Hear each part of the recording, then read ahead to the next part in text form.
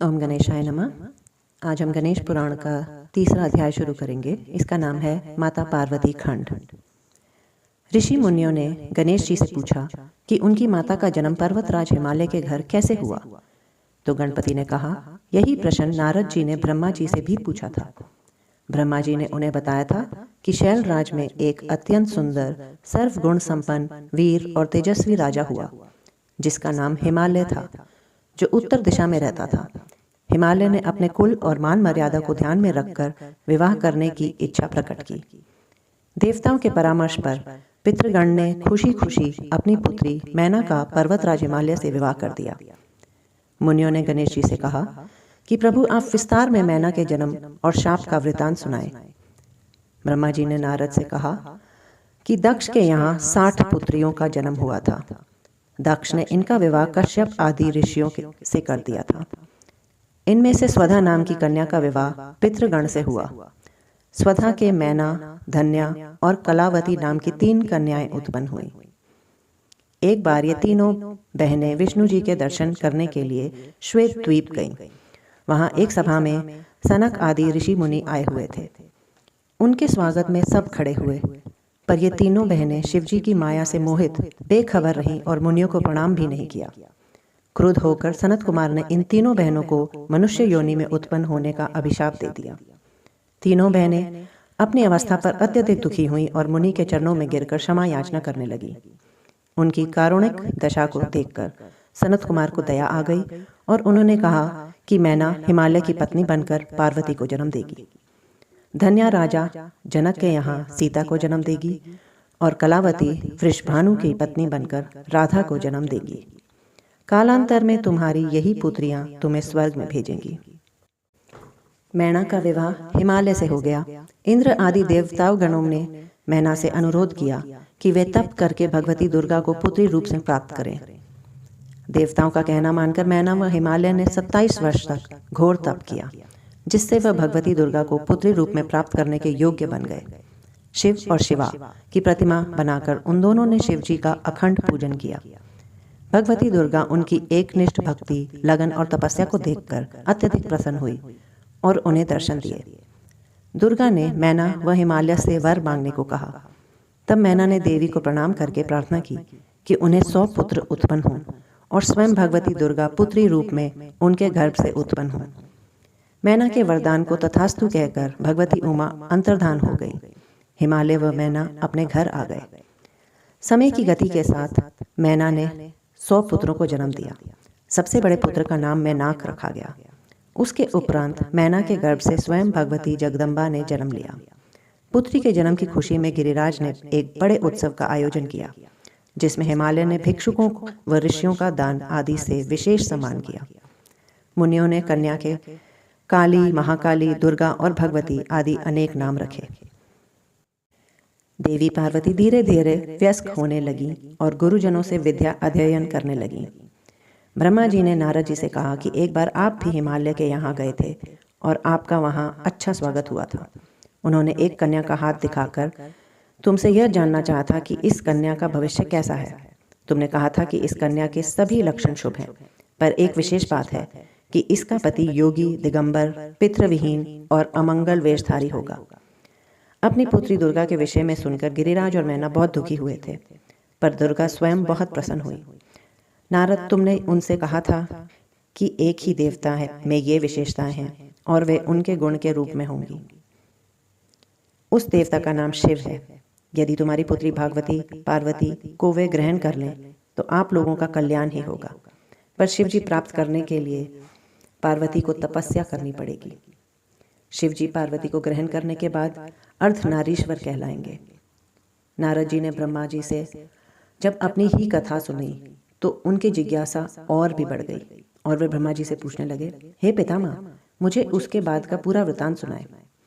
समय के गुजरने के साथ साथ मैना भी गिरिराज से कहने लगी कि अपनी पुत्री पार्वती के लिए वर की खोज करें, पर गिरिराज ने कहा कि आप मुनिवर नारद की बात को याद करो और पार्वती को शिव जी की आराधना व तप करने को कहो। गिरिराज की बात सुनकर मैना अपनी पुत्री पार्वती के पास गई और उसके पिता की बात सुनाई। तो तुरंत पार्वती ने कहा, माँ, मैंने एक स्वप्न देखा है। जिसमें एक ब्राह्मण मुझसे शिवजी को प्राप्त करने के लिए तप करने का आग्रह कर रहा था।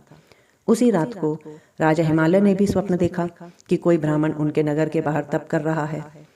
पार्वती नित्य प्रति विभिन्न प्रकार से शिवजी की पूजा करने लगी। थोड़े दिनों के बाद शिव भी अपनी गण मंडली लेकर उस नगर में तप करने के लिए आ गए। पार्वती और शिव एक दूसरे को देखते तो थे, पर कोई वार्तालाप नहीं होती। ना ही शिवजी के मन में कोई विकार उत्पन्न होता था। शिवजी को ऐसी स्थिति में देवताओं ने कामदेव को काम प्रेरणा देने के लिए भेजा, पर शिव ने अपने तप को उससे भस्म कर दिया।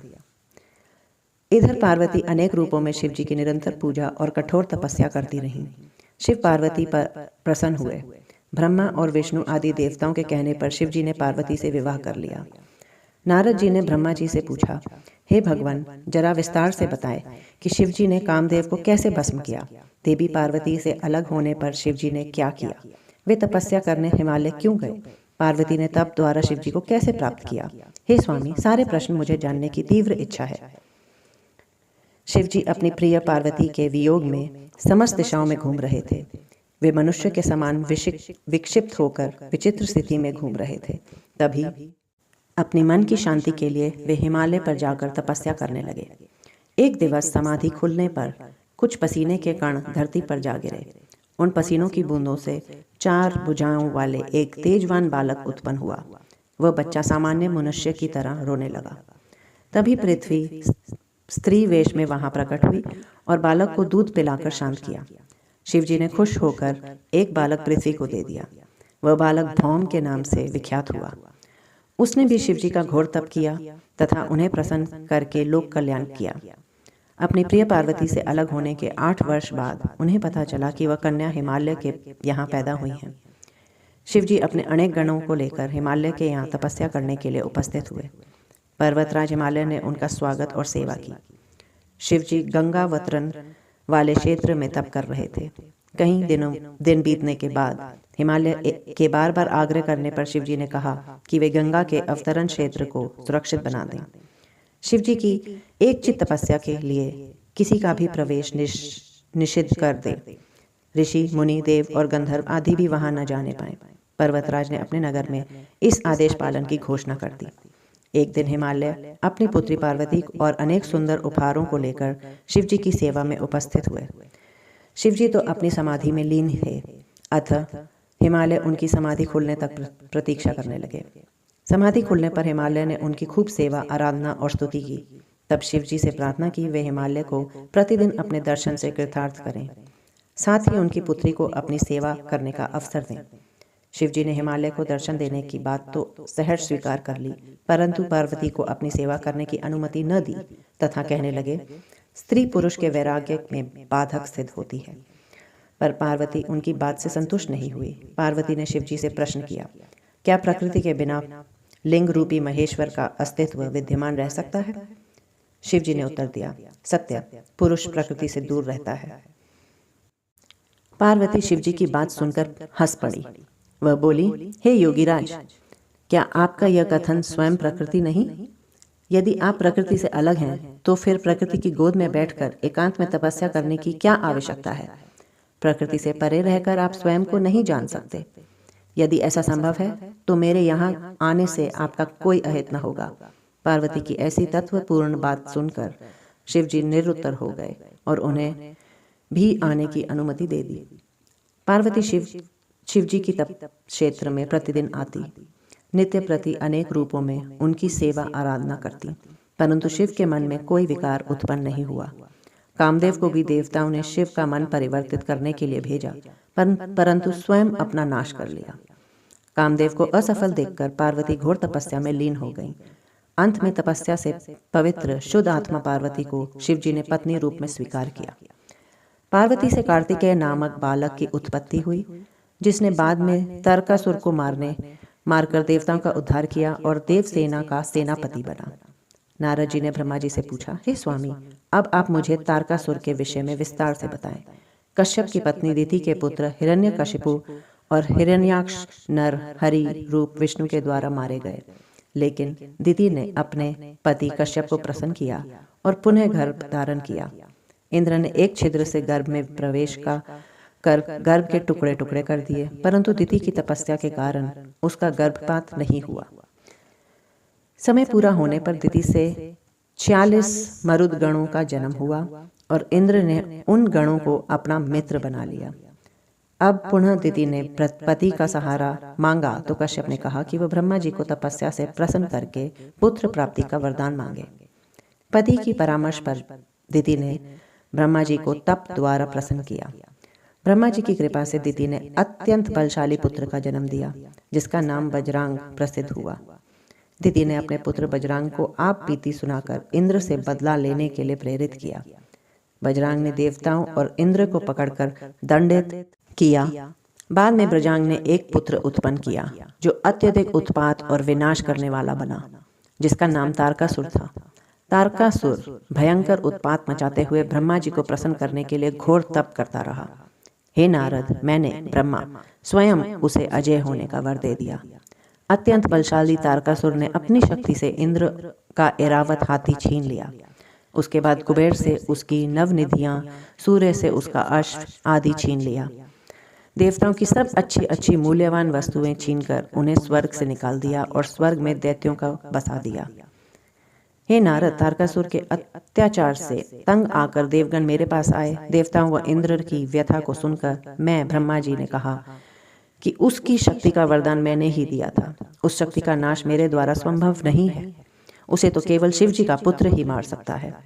ब्रह्मा जी ने देवताओं से कहा कि आपके पास जाकर उनसे अनुरोध करें कि वे हिमालय की पुत्री पार्वती को पत्नी रूप में स्वीकार करें। उनसे उत्पन्न पुत्र ही आपका कल्याण करेगा। शिव जी की कृपा से देवताओं को उनका स्वर्ग वापस मिल गया। तारकासुर शोणितसुर को अपनी राजधानी बनाकर वहां राज्य करने लगा। इंद्र व अन्य देवताओं ने सभा करके कामदेव को कहा कि भगवान शिव से उत्पन्न पुत्र ही तारकासुर का वध कर सकता है। इंद्र के कहने पर कामदेव अपने मित्र वसंत को लेकर उस स्थान पर पहुंचे जहां शिवजी समाधि में लीन थे। कामदेव शिवजी के मन में पार्वती के लिए आसक्ति जगाने आए थे, पर उन पर अत्यधिक मादक और मोहक वातावरण भी कोई प्रभाव न डाल सका। कामदेव ने प्रयास किया कि कोई छिद्र शिवजी के शरीर पर हो तो वह उसमें प्रवेश करे, पर उसके सब बाण खाली गए। उसी समय पार्वती पुत्र पुष्प लेकर शिवजी की पूजा कर रही थी। पत्र पुष्प लेकर शिवजी की पूजा कर रही थी कि शिवजी तप छोड़कर एक पल को पार्वती के रूप व सौंदर्य को देखने लगे। उसी पल कामदेव को एक छिद्र मिल गया और वह उनके शरीर में प्रवेश कर गया। जैसे ही शिवजी ने पार्वती को देखा, वह लज्जा गई, जिससे उनका रूप और भी निखर गया। पार्वती थोड़ी दूर जा तिरछी दृष्टि से उन्हें देखने लगी। शिवजी के मन में उनकी क्रीड़ाओं को देखकर पार्वती को आलिंगन करने की इच्छा हुई, परंतु तुरंत ही वे चेतन हुए और अपने मन के उस विकार पर पश्चाताप करने लगे। शिवजी अपनी इस स्थिति पर विचार करने लगे कि ऐसा क्यों हुआ, तो उन्होंने अपने बाएं अंग में कामदेव को उपस्थित पाया। शिवजी को कामदेव पर क्रोध आया और उन्होंने उसे भस्म कर दिया। देवता कामदेव की दशा पर विलाप करने लगे और उसकी पत्नी रति मूर्छित हो गई। पार्वती अत्यधिक भयभीत हो गई। देवताओं ने शिवजी की स्तुति वंदना कर कहा कि हे प्रभु, रति का दुख दूर करें। तब शिवजी ने कहा कि कामदेव को शरीरधारी तो वे अब नहीं कर सकते, वह अशरीरी ही रहेगा। एक उपाय बताता हूँ। द्वापर में श्री कृष्ण की पत्नी रुक्मणी के गर्भ से प्रद्युम्न नामक एक बालक का जन्म होगा, जिसे शंबर दैत्य चुराकर समुद्र में फेंक देगा। रति समुद्र से निकले प्रद्युम्न को पति रूप में प्राप्त करेगी। ऐसा सुनकर रति शंबर दैत्य के क्षेत्र में चली गई। शंकर जी के नेत्रों से निकली क्रोधाग्नि लोक को विचलित कर रही थी। तभी ब्रह्मा जी ने समुद्र से उसे शांत करने की प्रार्थना की। समुद्र ने अग्नि को अपने सम्मोहित कर लिया। शिव जी के अंतर्धान होने पर पार्वती वियोगग्रस्त हो गईं। पार्वती को माता पिता व सबने समझाया और धैर्य बंधाया। कामदेव के प्रयासों से असफल होने पर स्वयं गौरा ने तप का मार्ग चुना। वे गंगोत्री के पास गंगावतरण स्थान पर भृंगी तीर्थ पर जप करने लगी। 1 वर्ष फल व परिनिर्वाह किया, दूसरे वर्ष पत्तों पर और तीसरे वर्ष निराहार रही। 3000 वर्ष तक निराहार रही। एक पैर पर खड़ी पार्वती शिव मंत्र का जाप करती रही। शिवजी फिर न प्रसन्न हुए और न प्रकट। पार्वती के माता पिता ने उन्हें समझाया, जो कामदेव के वश में नहीं आ सका, उनकी प्राप्ति का ध्यान छोड़ दो। पर पार्वती भक्तों को प्रसन्न करने वाले शिव की आराधना करती ही रही। आज यहीं समाप्त करेंगे।